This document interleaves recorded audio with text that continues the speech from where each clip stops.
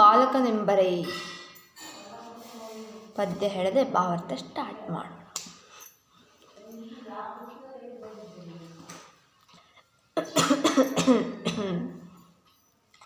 ಮನುಷ್ಯನು ಎಲ್ಲ ಜ್ಞಾನವನ್ನು ಹೇಗೆ ಗಳಿಸಿಕೊಳ್ಳಬೇಕೆಂಬುದು ತಿಳಿಸುವ ಅತ್ಯಂತ ಜನಪ್ರಿಯ ಪದ್ಯ.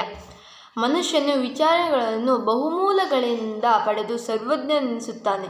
ಅನೇಕ ಹಳ್ಳಿಗಳು ಬಂದು ಸೇರಿ ಒಂದು ದೊಡ್ಡ ಸಮುದ್ರವಾಗುವಂತೆ ಮನುಷ್ಯನು ಕೆಲವು ವಿಷಯಗಳನ್ನು ಚೆನ್ನಾಗಿ ಬಲ್ಲ ಪಂಡಿತರಿಂದಲೂ, ಕೆಲಸವನ್ನು ಶಾಸ್ತ್ರಗಂತಲೂ ಓದುವ ಮೂಲಕವೂ, ಇನ್ನು ಕೆಲವರು ಇತರರ ಆಚರಣೆಯ ಅನುಕರಣೆಯಿಂದಲೂ, ಕೆಲವರು ಸ್ವಬುದ್ಧಿಯಿಂದಲೂ, ಮತ್ತೆ ಕೆಲವರು ಸಜ್ಜನರ ಸಹವಾಸದಿಂದಲೂ ತಿಳಿದುಕೊಳ್ಳುವುದರಿಂದ ಸರ್ವಜ್ಞತೆಯನ್ನು ಮನುಷ್ಯ ಸಾಧಿಸಬಹುದೆಂದು ಸೋಮನಾಥ ಕವಿಯು ಹೇಳಿದ್ದಾರೆ. ಆಪತ್ತಿಗೆ ಸಮಯಕ್ಕೆ ಸಹಕಾಲ ಪ್ರಯೋಜನಕ್ಕೆ ಬಾರದೇ ಇದ್ದ ಸಂಗತಿ ವ್ಯಕ್ತಿಗಳಿಂದ ಯಾವ ಉಪಯೋಗವೂ ಇಲ್ಲವೆಂದು ಸೋಮನಾಥನು ಹಲವು ಉದಾಹರಣೆಗಳ ಮೂಲಕ ವಿವರಿಸಿ ಹೇಳಿದ್ದಾನೆ. ಅನುಭವಿಸಲಾಗದ ಸಂಪತ್ತು ಎಷ್ಟಿದ್ದರೇನು ಪ್ರಯೋಜನ?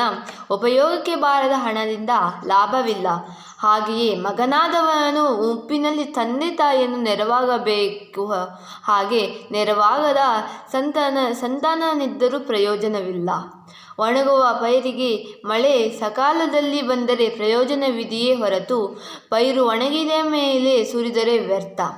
ಹಾಗೆ ಕಷ್ಟಕಾಲದಲ್ಲಿ ನೆರವಾಗಿ ಬರುವರು ನಿಜವಾದ ನೆಂಟ, ಕಷ್ಟಕ್ಕೋದಗಾದ ನೆಂಟನಿದ್ದು ಪ್ರಯೋಜನವಿಲ್ಲ. ಸರಿಯಾದ ಉಚಿತ ಸಮಯಕ್ಕೆ ದೊರೆತ ಒಂದು ಹುಲ್ಲು ಕಡ್ಡಿಯನ್ನು ಸಹಾಯಕುಡ ಪರ್ವತದಂತೆ ಮಹತ್ವವೆನಿಸುವುದು ಎಂದು ಕವಿಯು ಹೇಳಿದ್ದಾನೆ. ಶತ್ರುನಾದವನು ಬಾಲಕನೆಂದು ಎಂದಿಗೂ ಉಪೇಕ್ಷೆ ಮಾಡಬಾರದು. ದುರ್ಗುಣರ ಕಾರಣದಿಂದ ದುಷ್ಟರನ್ನು ಆದಷ್ಟು ದೂರವಿಡಬೇಕೆಂದು ಸೋಮನಾಥನು ಈ ಪದ್ಯದಲ್ಲಿ ಹೇಳುತ್ತಾನೆ. ಬೇವಿನ ಎಲೆ ಚಿಗುರಾದರೂ ತಿಂದರೆ ಸಿಹಿಯಾಗಬಹುದೇ?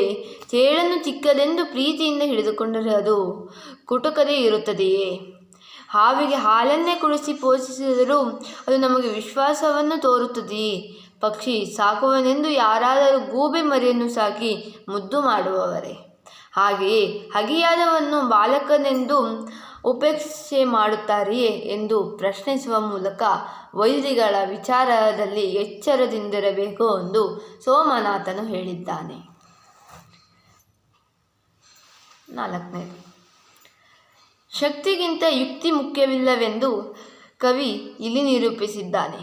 ಬಂಡೆಯನ್ನು ಸಿಲುಕಬೇಕಾದರೆ ಸಣ್ಣದಾಗಿರುವ ಉಕ್ಕಿನ ಉಳಿಯಿಂದ ಸಾಧ್ಯವೇ ಹೊರತು ದೊಡ್ಡ ಶರೀರವುಳ್ಳ ಆನೆಯ ತುಳಿತದಿಂದ ಅಸಾಧ್ಯ. ಉಕ್ಕಿನ ಬಳಿ ಚಿಕ್ಕದಾದರೂ ಅದರದೇ ಆದ ಮಹತ್ವ ಅದಕ್ಕಿದೆ. ಉಪಾಯಗಳನ್ನು ಬಲ್ಲ ವ್ಯಕ್ತಿ ಒಬ್ಬನೇ ಆದರೂ ಆತ ಕೋಟಿ ಜನರಿಗೆ ಸರಿಸಮಾನವಿದ್ದಂತೆ. ಒಂದು ದೊಡ್ಡ ಮರದಿಂದ ಬಲು ಭಾರವಾದ ವಸ್ತುವನ್ನು ಮೇಲೆತ್ತಲು ಸಾಧ್ಯವಿಲ್ಲ.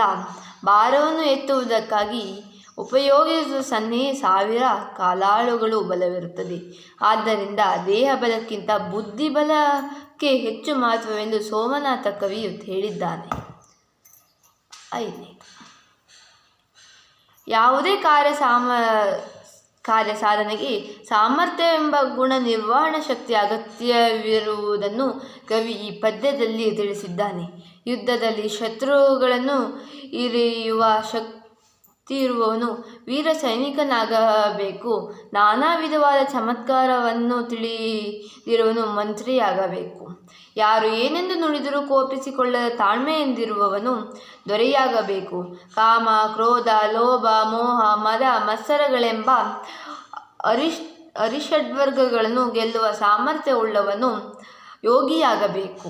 ತನ್ನ ದಂಡ ತೇರುವ ಯೋಗ್ಯತೆಯುಳ್ಳವನು ಮತ್ತೊಬ್ಬರಿಗೆ ಹೊಣೆಗಾರನಾಗಬೇಕು ಎಂಬುದನ್ನು ಕವಿ ನೀತಿ ಬೋಧೆ ಮಾಡಿದ್ದಾನೆ.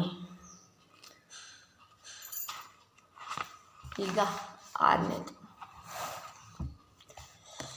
ಮನುಷ್ಯನ ಅಂತಃಕರಣದಿಂದ ಶುದ್ಧವಾಗಿರಬೇಕೇ ಹೊರತು ಬಹಿರಂಗವಾಗಿ ಅಲ್ಲ. ಹೊಟ್ಟೆಯಲ್ಲಿ ಕೆಸರನ್ನು ತುಂಬಿಕೊಂಡು ಮೇಲೆ ತೊಳೆದ ಮಾತ್ರಕ್ಕೆ ಶುದ್ಧನಾಗುವವನೇ? ಪಾಪ ಕಾರ್ಯಗಳನ್ನು ಮಾಡಿ ತೀರ್ಥ ಸ್ನಾನಗಳನ್ನು ಹಲವು ಸಲ ಮಾಡಿದರೂ ಶುಚಿಯಾಗುವವನೇ? ಕಾಗೆಗಳ ಗುಂಪು ಸ್ನಾನ ಮಾಡಿದರೆ ಪ್ರಯೋಜನವೇನು? ಬಿಳಿಯಾಗಲು ಸಾಧ್ಯವಿಲ್ಲ. ಹಾಗೆಯೇ ಬೇವಿನ ಫಲವನ್ನು ಬೆಲ್ಲದ ಪಾನಕದಲ್ಲಿ ಅದ್ದಿದ ಮಾತ್ರಕ್ಕೆ ಕೈ ಹೋಗಿ ಸಿಹಿಯಾಗುವುದೇ ಇಲ್ಲ. ಆದ್ದರಿಂದ ಲೋಕದಲ್ಲಿ ಮಡಿ ಎಂದರೆ ನಿರ್ಮಲವಾದ ಮನಸ್ಸನ್ನು ಹೊಂದಿರುವುದೇ ಹೊರತು ಹೊರನೋಟಕ್ಕೆ ಕಾಣುವ ಶುಚಿತ್ವ, ಶುಭ್ರತೆ ಇಲ್ಲವೆಂದು ಕವಿ ಹಲವು ಉದಾಹರಣೆಗಳ ಮೂಲಕ ವಿವರಿಸಿದ್ದಾನೆ. ಇಲ್ಲಿಗೆ 6 ಪ್ಯಾರಾ ಮುಗಿತು.